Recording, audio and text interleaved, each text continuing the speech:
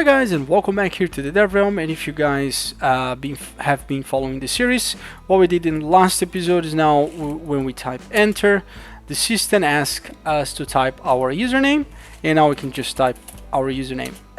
This is not hooked up yet, so this is going to be doing in this lesson, and hopefully we're going to be actually maybe sending this chat system to our boxes, and we can actually display this back to the user. Right, so the first thing that I want to do here right now is just I want to make sure that I am capturing the MJGT username. So I want to be able to use that when I'm chatting with my friends here, for example. Right, so the thing that we need to do here right now is we need to basically tell our client or our widget that the next type, the next time the user types something is gonna actually capture that message as a username, right? That's what we need to do here. Yeah, so let's do this.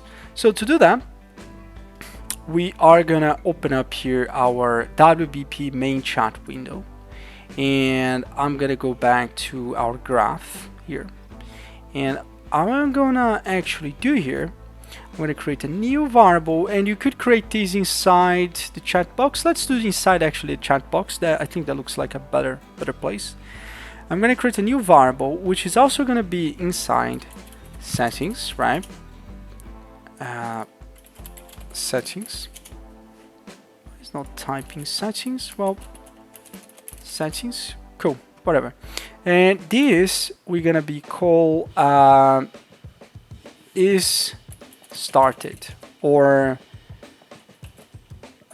require username.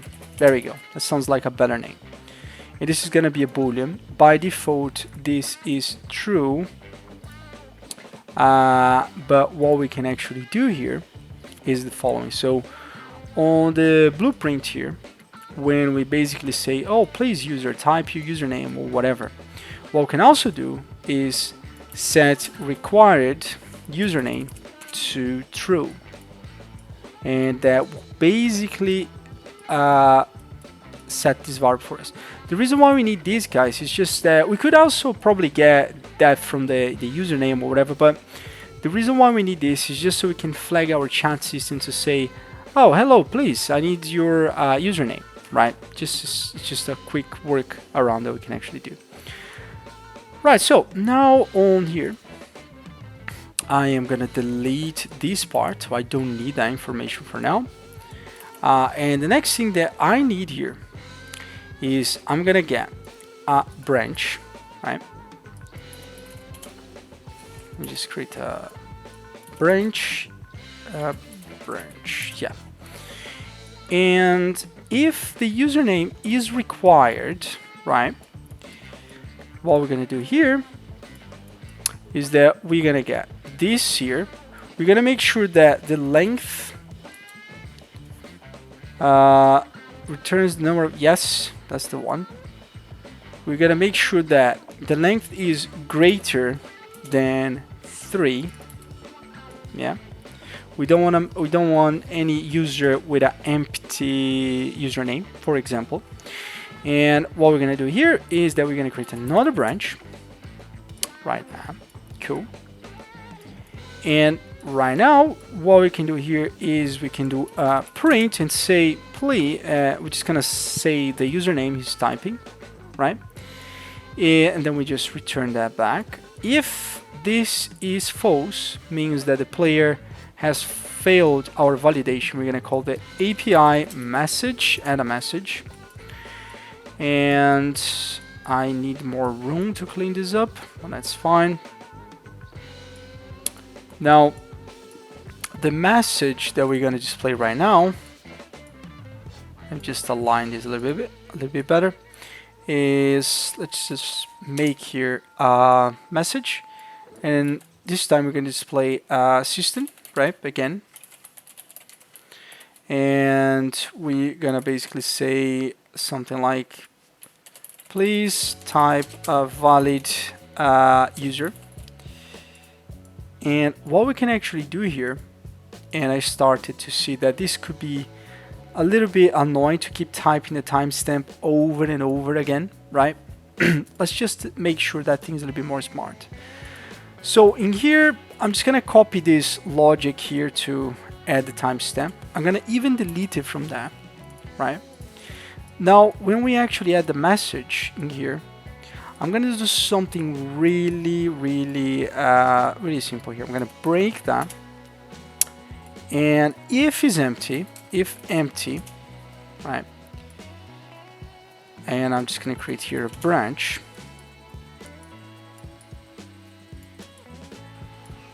If this is empty, then we are gonna actually set that.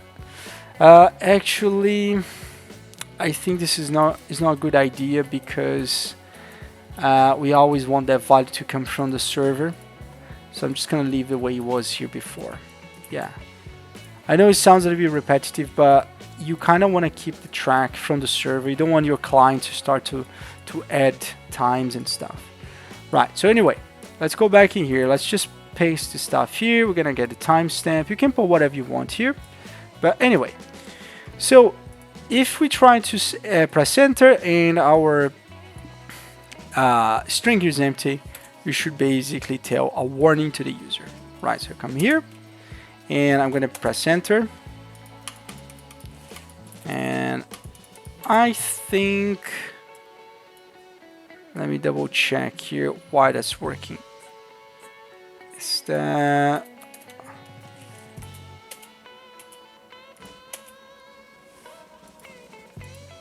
okay? Required username is set to false, actually true. So on our main character here, we are setting to false. Let me just mark that as true. That's why we had this issue. But right now we should be able to press enter to say please type a valid user. As you can see, that's kind of work. We do have some issues here with the time, but we can probably check that in a sec. We're probably going to be able to check that in a sec. Right, so the next thing that I want to do here is, now I want to type the username Mario, and then as you can see, I want to save that information back to my user. So to do that, we already have the validation sorted for us. Now the only missing part that we need to do is here on the false. Right, so let's do that. Now if we are setting up the character name, we can actually get the, and this is where I think this doesn't have a reference from the outside yet, because we need a reference from the parent widget in order to get our chat component. That's fine. We can actually work out a way to do this. We're gonna create a variable, and we're gonna call this the parent widget, right? And this parent widget is gonna be the type of WBP main chat, WBP main chat window.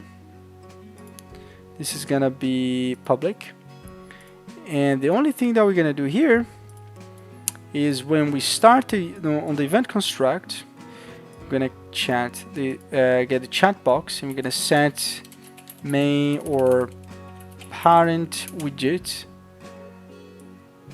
and I'm gonna set with self. It's really good. Now self here, great. Now the next thing that we are gonna do is basically go back to our chat box, get the parent widget, and here, if you guys remember, we can get the component, right?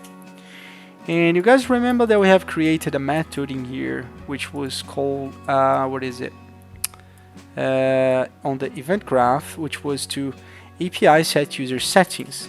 So I'm gonna call this method back in here. Yes, it's gonna ask for a name. That's exactly what we're looking for, which is great. Put it in that, The ID, we don't have ID right now. So the ID would probably be something if you had a server running this, but right now what we're gonna just do is I'm gonna create, I think it's called random integer, right? And the max will be actually is random integer in range, right? And I want the minimum to be 1 and the max to be, let's say, 10,000. So it's 10,000 users. Probably that's not ideal, but you know, if you're doing like a co-op game, it's fine. You're not gonna have any issues with this, right? Now let me just come back to that. I'm gonna plug this guy here, right? Now let's check if the flow works properly. Now I'm gonna just do a printing here, and I'm gonna say it works. It works. Now there's one more thing that we also have to do here. I know this is start to get very messy, so it's always ideal to actually start to organize this as we go through. But for now, this will do it. I'm just gonna leave it like that. Now it works. So what we're gonna do here is we're gonna go back to our to this method, and once we set this data here, I'm gonna get my widget, right? I'm gonna make sure this widget is valid, and I am probably gonna do, actually, let me just do a print and see. I'm gonna just press play with 2 players, and I want to see what happened if the other player tried to do that as well. Come back and say Mario. So client and server, client 1 and server 2. Nice. So this is actually executing on both client and server. So what I'm going to do is I'm going to go is valid. I just want to make sure my widget is valid, because remember, the server doesn't know if the widget is valid, and that could cause errors when trying to work with this. And all I need to do is just get the chat system, and I need to call set required username, and that's going to be set to false. And yeah, I think that's all now. So now I'm just gonna go back to play as 1 player, press play. Now what happens is that if I press play, enter, it's gonna basically say, oh, please type your username. I'm gonna say, okay, my username is Mario. And if I press send, now you see that we have that it works. It only triggered once. That's because the only thing that we need to do here on our chat system again, what is it here, chat box, is that we need to hook up this to the delay function. And this is starting to get really ugly, these nodes here.